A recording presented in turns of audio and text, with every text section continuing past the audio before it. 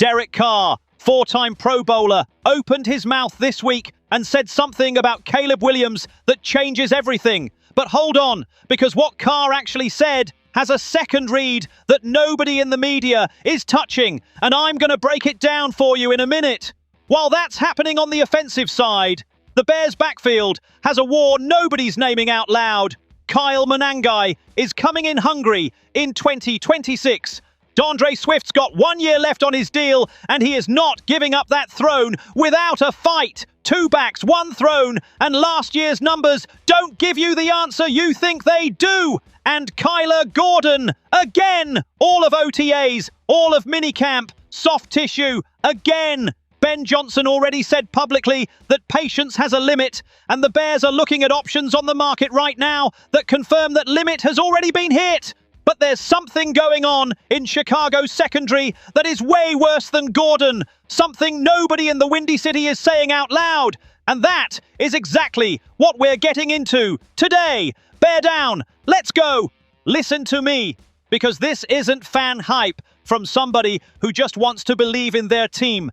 This is a quarterback who played 11 seasons in this league, who knows exactly what it feels like when a guy at his position has something most players simply don't have. And Derek Carr said it flat out this week. Caleb Williams is not even close to his ceiling. That's a direct quote. 4-time Pro Bowler, not a media personality trying to go viral. A man who lined up behind an offensive line for over a decade and survived. And what really got me was the next thing Carr said. He called the marriage between Caleb Williams and Ben Johnson very bright for Chicago. Said if he was a Bears fan, he probably hasn't been this excited in the offseason in a long time. Now look, I could run with that quote and make a 2-minute hype video and call it a day, but that's not what I do. Because the real story here isn't that an ex-quarterback praised Caleb. The real story is why that specific praise has actual weight. And why the argument against Williams that people keep recycling doesn't hold up when you actually stress test it. There's a camp of people who watched Williams' 2025 season and decided that's his ceiling. The argument goes like this: 58.1% completion rate, didn't crack 4,000 yards, inconsistent stretches. In the playoffs, he threw more picks than touchdowns. That's what the skeptics see. But here's what they are skipping right over. 2025 was year 1 of Williams in Ben Johnson's system. Not year 3, not year 2, year 1. And Johnson's offense is not a simple system a quarterback picks up during August camp. It is one of the most demanding pre-snap reads in the league, with formations and motion packages and progressive read structures that require near-instant processing. Williams didn't just have to learn it from scratch. He had to unlearn habits from his rookie year. And his rookie year, look, somebody has to say this, was basically a survival exercise. 68 sacks. Think about that number. 68 sacks in your first NFL season. That type of physical and psychological punishment changes how a quarterback makes decisions under pressure. How long he trusts the pocket. How fast he pulls the trigger when he hears footsteps. That does not disappear in one off-season. And yet, with all of that working against him, Williams broke the Bears' franchise record for passing yards in a single season with 3,942, 27 touchdowns, 7 interceptions, 11 wins, NFC North title, playoff win over the Packers. In Soldier Field, fam, that one felt good. Divisional round. And there are people looking at all of that and calling it a ceiling.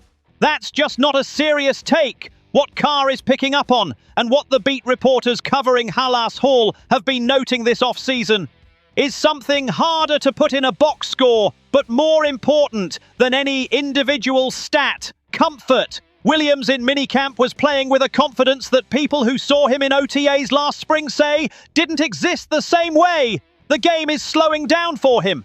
When that happens to a quarterback with his physical toolkit, year 1 numbers are the floor, not the ceiling. I have to address the completion percentage because it's the most common ammunition against him. 58.1%. Yeah, that's below where you want a franchise quarterback. Mahomes finished at 62.7 last year, and that was the worst of his career. But what gets ignored in that comparison is the schematic context. Johnson's offense asked his quarterback to throw verticals, to attack windows that most quarterbacks won't even look at, to stay aggressive on first down instead of taking the dump off and living to fight another day. That philosophy structurally depresses completion percentage. Not because the quarterback is bad at throwing accurately, because the system rewards aggression over safety. And here is the number nobody in the national media is talking about with enough urgency. Caleb Williams has the lowest interception percentage among all quarterbacks in the NFL with at least 1,000 career attempts, 1.2%.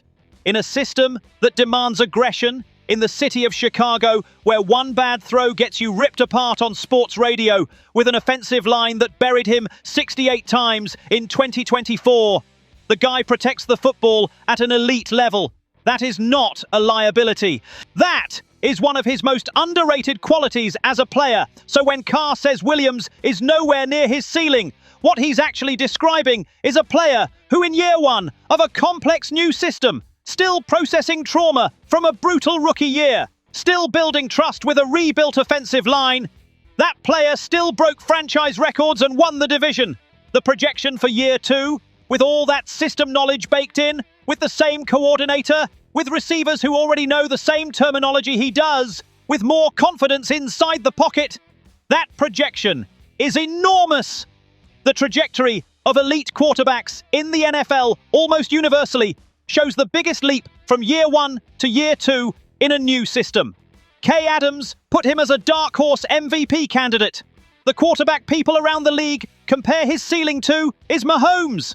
Not because Williams is Mahomes right now, because that is the ceiling insiders believe exists. The Madden 27 cover, bro. Williams might be the least decorated Madden cover athlete since Peyton Hillis. That is not a knock. That is EA Sports betting on what happens next, rather than what happened already.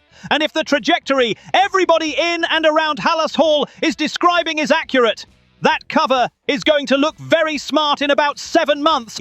There is a conversation Bears fans have been having quietly since the end of last season, and it is time to have it at full volume. Does the throne pass to Kyle Monangai in 2026? Let's go with the facts first because they matter.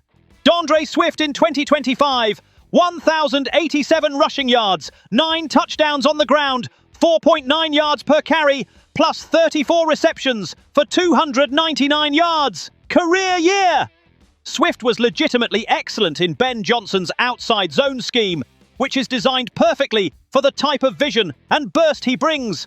Monangai in 2025, 783 yards, 5 touchdowns, 169 carries, 4.6 per carry. A 7th-round pick out of Rutgers. Nobody saw it coming at that level. Nobody. And the number that tells the real story isn't the total yards. It's weeks 9 through 13.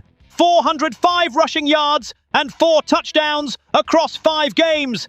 That is a legitimate starting back pace. Not a change of pace guy. A back who puts defenses in trouble. The case for Monangai taking over has 3 pieces that I find genuinely credible. First, Swift is in the last year of his contract. That creates a dynamic where the organization has every incentive to evaluate Monangai as the lead back going into 2027 when Swift hits free agency. Ryan Poles doesn't build teams around players he can't control long-term. He builds the future while the present still works. Second, red zone carries. Both Swift and Monangai finished 2025 with 10 carries inside the 5-yard line. Equal. And the fact that a 7th-round rookie in his first year was already splitting that most precious of real estate with the veteran tells you exactly how much trust Johnson put in him from the jump. In Johnson's offense, the player who gets the ball near the goal line is the player the head coach trusts most in high-pressure situations. That trust does not come easy. Getting it in year 1 is significant. Third, and this is the one I find most interesting, contact balance. Monangai is not elite in terms of top-end speed. He is not going to house an 80-yard run that nobody can explain how to stop. But the number of times last year he hit a defender at the second level and kept his legs churning for a positive gain when there was nowhere to go was really something. That does not always show up in yards per carry. But defensive coordinators feel it across a full game. A back who always falls forward keeps the defense honest in a way that matters at the end of a 60-minute football game. Now the honest counter-argument, because I have to make it, Swift in the passing game is significantly better than Monangai right now. 34 receptions against 18. In Johnson's offense, where the running back as a receiving option out of the backfield creates matchup problems, that gap is real. When the defense has to decide who is covering the back, leaking into the flat, Swift is a legitimate threat in that role. Monangai has not proven he can be that same threat yet. And until he does, there's a component of what Johnson wants to do offensively that still belongs to Swift. ESPN's Mike Clay projects for 2026, 192 carries, 825 yards, 6 touchdowns for Monangai. A slight edge in total, carries still to Swift, but the split moving toward near parity. Football analysts tracking this have the debate somewhere between 55-45 for Monangai and 65-35 for Swift. There is no consensus, because genuinely, there is no clear precedent to lean on. My read, the split opens in the first few weeks, closer to 60-40 for Swift. But if Monangai has 2 or 3 games in the first third of the season where he is visibly the more effective back, Johnson adjusts in real time. That is who he is as a coach. No sentimental attachment to the game plan, just whatever wins. And if Monangai wins in training camp and in the early weeks, the throne moves. What I can say with confidence, the Bears have the most underrated backfield in the NFC. 2 backs over 700 yards last year. The only duo in the league that did that. A Ben Johnson system that in Detroit already proved a 2-back committee beats a single workhorse when the 2 backs complement each other right. And in 2026, both of them are playing for something. That's not a problem. That's a luxury. Now let's talk about the thing nobody wants to say directly because it's uncomfortable. Kyler Gordon, again, all of OTAs, all of minicamp, soft tissue, out. This is not the first off-season cycle where we are having this conversation. Gordon played 3 games in 2025. 3. Last year, Ben Johnson already said it publicly. Neither of them was happy with how his availability went.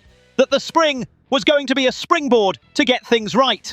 And now the spring is over, and Gordon did not practice a single day of OTAs or a single day of mandatory minicamp.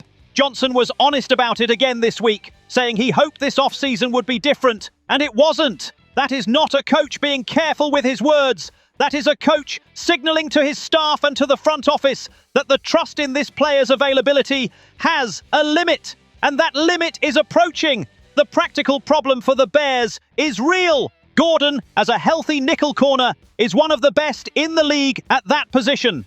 His combination of press technique in the slot, pre-snap readability, and physicality against the run makes Chicago's defensive package different when he is on the field. We saw it in the 3 games he did play in 2025 before going down. The secondary operated with a different level of aggression, a different level of confidence in man coverage. Without him, that changes. The backup plan at slot corner right now, Jaylon Jones, who got first-team reps during minicamp and by all accounts handled himself well, according to reporters at Halas Hall. Malik Muhammad, the Day 3 rookie, who also worked in the slot this offseason, and Cam Lewis, who did not practice in minicamp because he left an OTA session injured in week 1 and hasn't been back since. So both depth pieces at slot corner are also hurt.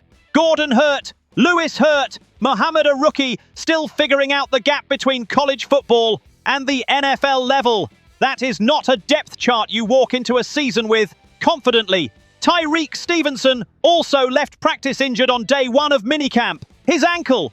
Reports said it didn't appear serious. And to be fair, he looked sharp before he went down. Had a tight coverage rep on Rome Odunze that people at practice noted. But it is one more name on the list of defensive backs Bears fans are going to show up to July training camp hoping to see healthy.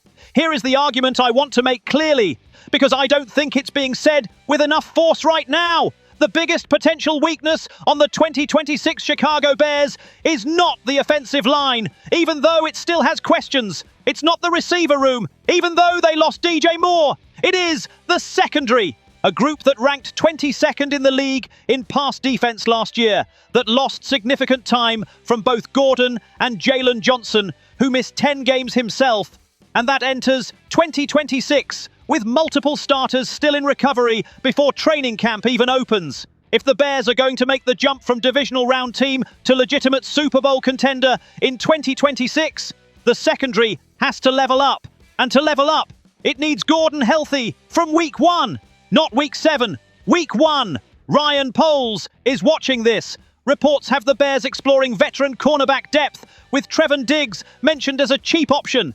Diggs was cut by Dallas in 2025, and Green Bay didn't bring him back either. He is not the Pro Bowl version of Diggs from a few years ago. But if he shows up to training camp and competes and gives you what you need in an emergency, that has real value on a team with championship aspirations. What Bears fans need to understand is this: the secondary, without a healthy Kyler Gordon, does not have the same ceiling as the secondary with a healthy Kyler Gordon. There is no way around that fact. And every day in the off-season that Gordon is not on the field practicing with his teammates is a day of chemistry lost that you cannot get back in July. Training camp is the moment of truth. That's everything I've got today, fam. And look, the full picture of this team in June 2026 is complicated. On one side, you've got Caleb Williams, who by every account from people who actually watch him throw at Hallis Hall hasn't reached his ceiling yet. That should scare every defensive coordinator in the NFC. You've got Manangai pushing Swift for the backfield, and that internal competition is exactly the kind of pressure that makes good teams better. And then there's Gordon, who's still a giant question mark before training camp even opens. This team has the pieces to go deep in 2026, for real. But the question I keep coming back to is whether the secondary can hold up to what's coming. And we don't know the answer until July. Drop it in the comments. Do the Bears win the Super Bowl in 2026 if Kyler Gordon stays healthy all season? I want to read every single response. If this video gave you something real to think about, hit the like, subscribe to Bears News fans, and I will see you in the next one. Bear down!